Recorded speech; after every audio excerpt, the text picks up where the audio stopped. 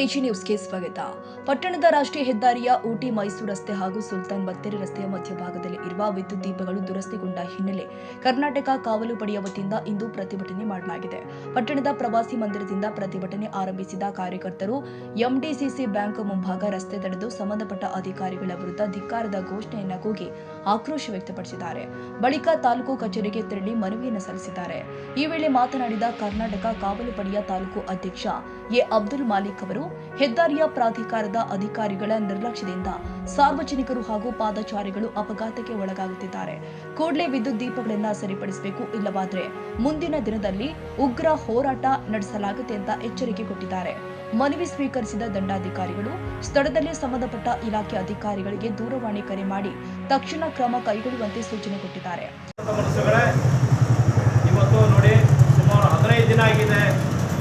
ಚಿಕ್ಕಪೇಟೆ ಪಟ್ಟಣದ ಮುಖ್ಯ ರಸ್ತೆ ಮೈಸೂರು ಮತ್ತು ಕೇರಳ ಸುಲ್ತಾನ್ ಬತ್ತೇರಿ ರಸ್ತೆಯಲ್ಲಿರ್ತಕ್ಕಂಥ ಸುಮಾರು 87 ಬೀದಿ ದೀಪಗಳು ರಸ್ತೆ ಮಧ್ಯೆ ಇರತಕ್ಕಂಥ ವಿದ್ಯುತ್ ಕಂಬಗಳಲ್ಲಿ ಹಗಲಿನ ಹೊತ್ತು ಲೈಟು ಉರಿಯುತ್ತದೆ, ರಾತ್ರಿ ಆದರೆ ಕತ್ತಲೆ ಆಗುತ್ತದೆ. ಇದು ದ್ವಿಚಕ್ರ ವಾಹನದವರಿಗೆ ಮತ್ತು ವಯೋವೃದ್ಧರಿಗೆ, ಹೆಣ್ಣು ಮಕ್ಕಳಿಗೆ ನಡೆದಾಡಲು ಬಹಳ ತೊಂದರೆ ಆಗ್ತಾ ಇದೆ. ವಿಶೇಷವಾಗಿ ಸುಲ್ತಾನ್ ಬತ್ತೇರಿ ರಸ್ತೆಯಲ್ಲಿರ್ತಕ್ಕಂಥ ಸರ್ಕಾರಿ ಸಾರ್ವಜನಿಕ ಆಸ್ಪತ್ರೆ ಮುಂಭಾಗದಂತೂ ತುಂಬ ಕತ್ತಲೆ ಆಗಿದೆ. ಹೇಳಿ ನಮಗೆ ವನ್ಯಜೀವಿಗಳ ಕಾಟ ಬೇರೆ ಇದೆ. ಇಂಥ ಒಂದು ಸಂದರ್ಭದಲ್ಲಿ ಲೈಟ್ ನಿಲ್ದಿರ್ತಕ್ಕಂಥದ್ದು ನಿಜಕ್ಕೂ ದುಃಖಕರವಾದ ಸಂಗತಿಯಾಗಿದೆ. ಇದಕ್ಕೆ ಸಾರ್ವಜನಿಕರು ಕೂಡ ಧ್ವನಿ ಎತ್ತಬೇಕಾಗಿ ನಾವು ಮನವಿಯನ್ನು ಮಾಡಿಕೊಳ್ತಾ, ಕೂಡಲೇ ರಾಷ್ಟ್ರೀಯ ಹೆದ್ದಾರಿ ಪ್ರಾಧಿಕಾರದ ಅಧಿಕಾರಿಗಳು ಸಂಬಂಧಪಟ್ಟ ಅಧಿಕಾರಿಗಳು ಏನಿದ್ದೀರಿ, ಕೂಡಲೇ ಇದನ್ನು ದುರಸ್ತಿಪಡಿಸಿ 2ನೇ ದಿನದಲ್ಲಿ ನೀವು ಈ ರಸ್ತೆ ದೀಪಗಳನ್ನು ಸರಿಪಡಿಸಲಿಲ್ಲ ಅಂದರೆ ಮುಂದಿನ ದಿನಗಳಲ್ಲಿ ಉಗ್ರ ಹೋರಾಟವನ್ನು ಮಾಡಬೇಕಾಗುತ್ತೆ. ಕರ್ನಾಟಕ ಕಾವಲು ಪಡೆ ವತಿಯಿಂದ ತನ್ನ ಎಚ್ಚರಿಕೆ ಕೊಡೋ ಮೂಲಕ ನಿಮ್ಗೆ 2ನೇ ದಿನ ಗಡುವು, 2 ದಿನದಲ್ಲಿ ಬೆಳಕು ಬರಬೇಕು, ಸರಿಯಾದ ರೀತಿಯಲ್ಲಿ ನಿರ್ವಹಣೆ ಮಾಡಬೇಕು. ಕೇಳಿದಾಗ ಉದಾಸೀನವಾಗಿ ನೀವು ಉತ್ತರವನ್ನು ಕೊಡ್ತಾ ಇದ್ದೀರಿ. ಈಗ 4 ದಿನ ಮುಂಚೆನೂ ಕೂಡ ನಾನು ಫೇಸ್ಬುಕ್ನಲ್ಲಿ ವಿಡಿಯೋವನ್ನು ಹಾಕಿದೆ. ಕೇಳಿದಾಗ 2 ದಿವಸದಲ್ಲಾಗುತ್ತೆ ಅಂತ ಹೇಳ್ತಾ ಇದ್ದೀರಿ. ಹೇಳಿ 15 ದಿನ ಆಗಿದೆ, ಆ ಕೆಲಸ ಆಗ್ತಾ ಇಲ್ಲ. ಕಾರಣ ಏನು ಅಂತ ಸಾರ್ವಜನಿಕರ ಮುಂದೆ ಅಧಿಕಾರಿ ವರ್ಗದವರು ಮುಂದಿಡಬೇಕು. ಅದಕ್ಕಿಂತ ಸಮಸ್ಯೆ ಬಗೆಹರಿಸೋಣ, ಇಲ್ಲವಾದಲ್ಲಿ ಉಗ್ರ ಹೋರಾಟವನ್ನು ಮಾಡ್ತೇವೆ.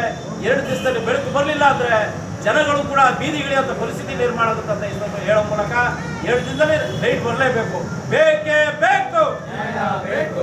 ಪ್ರತಿಭಟನೆಯಲ್ಲಿ ತಾಲೂಕು ಗೌರವಾಧ್ಯಕ್ಷ ರಾಮೇಗೌಡ, ಕಾರ್ಯದರ್ಶಿ ಎಸ್ ಮುಬಾರಕ್, ತಾಲೂಕು ಉಪಾಧ್ಯಕ್ಷ ಶಿವಕುಮಾರ್, ಟೌನ್ ಉಪಾಧ್ಯಕ್ಷ ಸಾದಿಕ್ ಪಾಷಾ, ಟೌನ್ ಸಂಚಾಲಕ ಮಿಮಿಕ್ರಿ ರಾಜು, ಜಾಹೀರ್ ಹಸೀನ್, ವಾಸು ಆಚಾರ್, ಆಸಿಫ್ ಕರೀಂ, ಮುಂಟಿಪುರ, ಮಾದಯ್ಯ, ಕಂದೇಗಾಲ್, ಮನಸ್ಸು ಸೇರಿ ಹಲವರು ಭಾಗವಹಿಸಿದರು. ಕನ್ನಡಿಗರ ಮೆಚ್ಚಿನ ನಿಮ್ಮ ಎಜೆ 24/7 ನ್ಯೂಸ್ ಕನ್ನಡ ವಾಹಿನಿ ಇದೀಗ ಟಿವಿಯಲ್ಲಿ ಲಭ್ಯ. ವೇಳೆ ನೋಟಿಸ್ ಕೊಟ್ಟಿದ್ರೆ ವಾಪಸ್ ತಗೋತೀವಿ. ಇವತ್ತು ವಕ್ಫ್ ಪ್ರಾಪರ್ಟಿ ಅಂತೇಳಿ ಬರ್ತದೆ ಅಂತ ಹೇಳಿದ್ರೆ ರೈತರ ಬೀದಿಗೆ ಬದಲು ಏನ್ ಮಾಡ್ಬೇಕಾಗತ್ತೆ? ಯಾರು ವೋಟ್ ಹಾಕಲಿಲ್ಲ ಅಂದ್ರೆ ಗ್ಯಾರಂಟಿನೆಲ್ಲ ಸ್ಟಾಪ್ ಮಾಡ್ಬಿಡ್ತೀವಿ.